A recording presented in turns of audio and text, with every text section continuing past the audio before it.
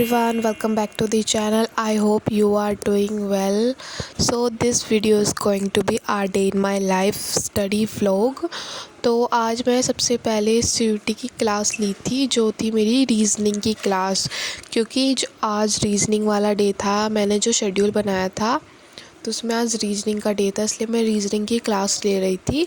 तो ये जो क्लास थी वो कैलेंडर वाले टॉपिक की थी। इसकी फ़र्स्ट क्लास मैंने पहले ले ली थी, तो ये सेकंड पार्ट था। फर्स्ट पार्ट में उन्होंने बेसिक चीज़ें समझाई थी कैलेंडर के बारे में, और जो सेकंड पार्ट था इसमें काफ़ी चीज़ें बताई थी कि किस तरीके से क्वेश्चन बन सकते हैं, और जो 2025 का सीयूटी का एग्ज़ाम था उसमें किस तरीके से क्वेश्चन वगैरह आए।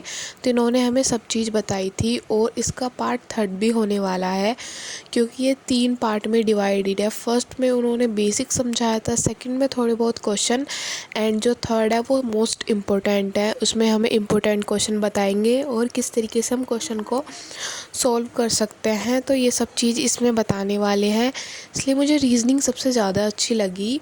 क्वांटिटेटिव एप्टीट्यूड वाली क्लासेस जो ली थी वो काफ़ी ज़्यादा हार्ड थी, पर जो रीजनिंग की क्लास थी वो काफ़ी इजी थी, क्योंकि कैलेंडर के बारे में हमें पहले से पता होता है, तो ये बेसिक नॉलेज वाली चीज़ थी। हाँ, थोड़ी बहुत प्रॉब्लम आ रही थी कि कौन सा लीप ईयर होता है, कौन से ईयर में कौन सी तारीख को कौन सा हमारा वीक होगा, तो इसमें काफ़ी प्रॉब्लम आई स्टार्टिंग में। पर जैसे जैसे क्लास स्टार्ट हो रही थी, सर क्वेश्चंस करा रहे थे तो काफ़ी इजी लग रही थी। सर ने कुछ अलग से अपने पास से एग्ज़ाम्पल कराए थे, और कुछ जो हमारे सीयूटी में आ चुके हैं पीवाईक्यू क्वेश्चन वो वगैरह ये सब चीज़ कराई थी।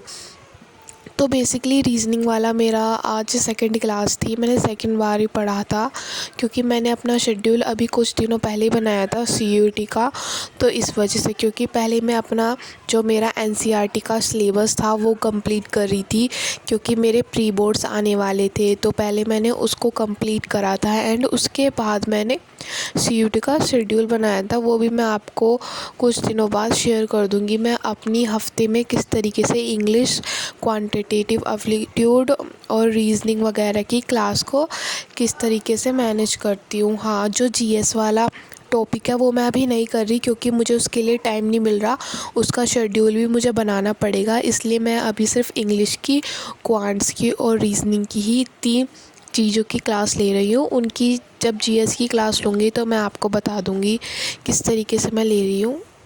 क्लास ख़त्म होने के बाद मैं कुछ कैलेंडर के क्वेश्चन वगैरह भी सॉल्व करने वाली हूँ।